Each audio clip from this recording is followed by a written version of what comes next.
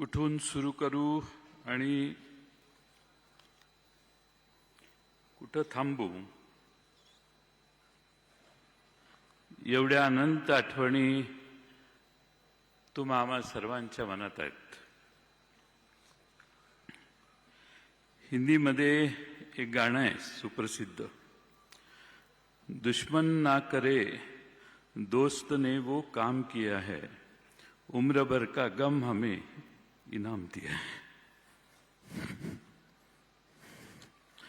गेले जवळपास 38 वर्ष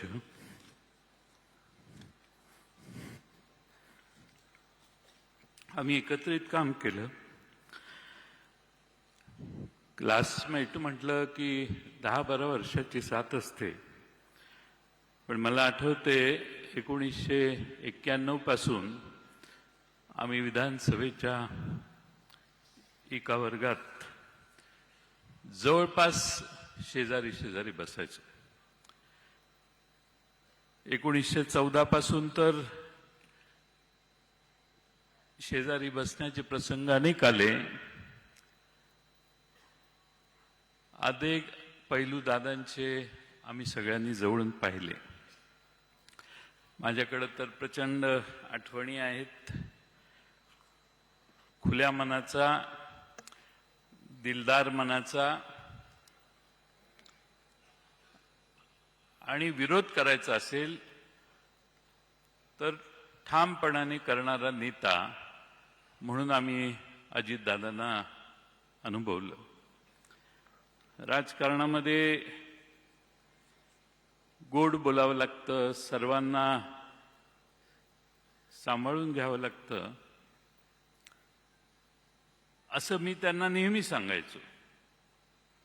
ते म्हणायचे गोड बोलायला मला जमत नाही, ते तुमचा मार्ग आहे, मी जे आहे तेच सांगणार. मग एखाद्या मिटिंगच्या आधी सांगितलं की हे आता अमक्या अमक्या जिल्ह्यातले अमक्या अमक्या तालुक्यातले येत आहेत, थोडं शांतीनं घेऊ आणि नंतर आपण हँडल करू. मला सांगायचं आत्ताच सांगणार मी. एवढा ठामपणा मी महाराष्ट्रातल्या देशातल्या कुठल्याही नेत्यामध्ये आजपर्यंत बघितला नाही. जे असेल ते समोर आणि रोखठोक.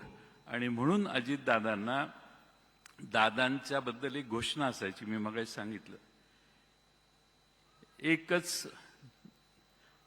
एकच वादा अजितदादा.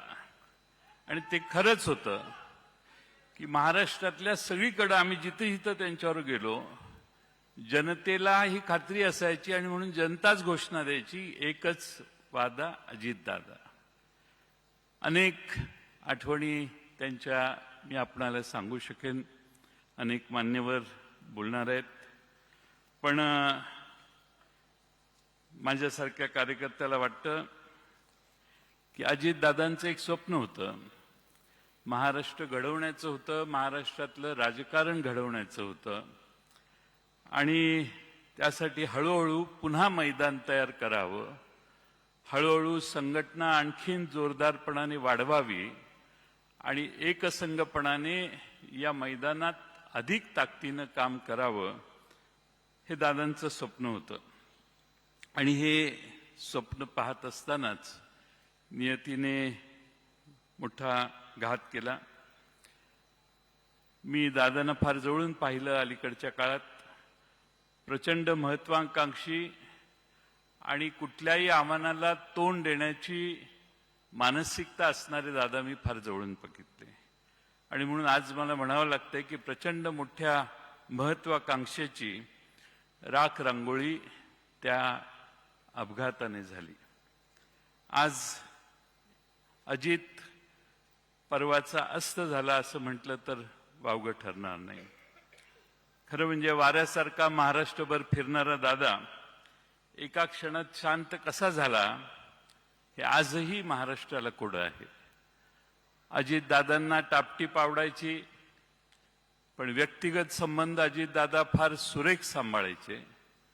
अनेक असे प्रसंग आहेत की ज्या प्रसंगातून मी पक्षाचा अध्यक्ष होतो, त्यावेळी असे अनेक प्रसंग आहेत की एखाद्या मतदारसंघातल्या एखादी गोष्ट करायची असेल तरी दादांचा फोन यायचा, आपल्याला हेच केलं पाहिजे, हे स्पष्ट मतभेद झाले तरी मला हेच वाटतं असं सांगून फोन ठेवायचे.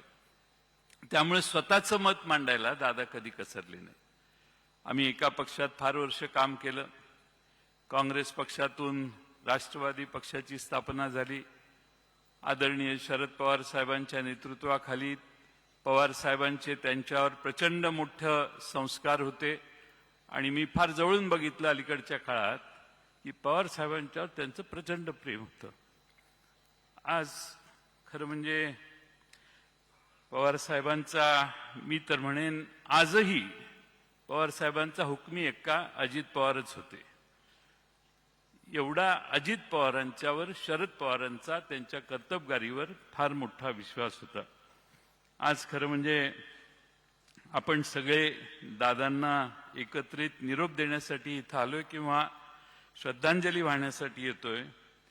मी नेहमी त्यांना म्हणायचो, आबा गेल्यानंतर, दादा मी लहान आहे, आबा जाण्याच्या आधी, आबा मोठे आहेत, तुम्ही मध्ये आहात, माझा नंबर फार मागचा आहे, मला बराच टाइम आहे कुठल्याही करिअरसाठीच्या.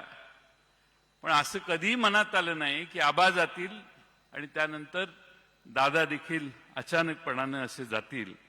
आणि म्हणून दादांना भावपूर्ण श्रद्धांजली मी अर्पण करतो.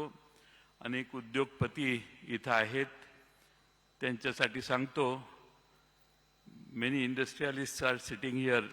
I would like to tell them, this man used to wake up at 5 o'clock. 6 o'clock he used to start his work. 6:15, 6:20 he used to be seen on the streets of Baramati or in any meeting where he used to call people and start meeting. माणसं 10 वाजता दिवस सुरू करतात, 12 वाजता दिवस सुरू करतात. The politicians usually start day by 9:30, 10, 11. But this man used to start day at 6 o'clock. एवढा कष्ट घेणारा, सकाळी 6 वाजल्यापासून संध्याकाळी 10-11 वाजेपर्यंत काम करणारा, ज्या माणसाला महाराष्ट्रात नाही देशात तोड नाही, असा हा नेता होता. आणि म्हणून आज त्यांच्याविषयी आदरांजली वाहताना आम्हालाही फार दुःख होतंय, आपल्या सगळ्यांनाच दुःख आहे. आणि हा जो धक्का आपल्याला बसलेला आहे तो मला नाही वाटत कधी महाराष्ट्राच्या राजकारणातनं आपण कधी विसरू शकू. दादा गेल्याने महाराष्ट्राची मोठी हानी झाली. महाराष्ट्राचा अर्थसंकल्प 11 वेळा त्यांनी मांडला. मगाशीच आकडेवारी पाहिली. ही जी सगळी प्रगती महाराष्ट्राची झाली त्याचे एक साक्षीदार आणि प्रमुख भूमिका बजावणारे दादा होते. आणि म्हणून आज ज्याला स्वतःचा मतदारसंघ बांधायचा आहे, ज्याला स्वतःच्या मतदारसंघाचा विकास करायचा आहे, त्यांनी एकदा तरी आयुष्यात बारामतीला जाऊन विकास काय असतो हे पाहिलं पाहिजे. आणि म्हणून दादांनी स्वतःच्या बारामतीची काळजी घेतली आणि महाराष्ट्राची काळजी घेतली. असा नेता पुन्हा होणे नाही. आणि म्हणून जाताना मी एवढेच म्हणतो, चिठ्ठी ना कोई संदेश, जाने वो कौन सा देश. चिट्ठी ना कोई संदेश, जाने वो कौन सा देश, जहां तुम चले गए. एक आह भरी होगी, एक आह भरी होगी, हमने ना सुनी होगी, जाते जाते तुमने आवाज तो दी होती. धन्यवाद.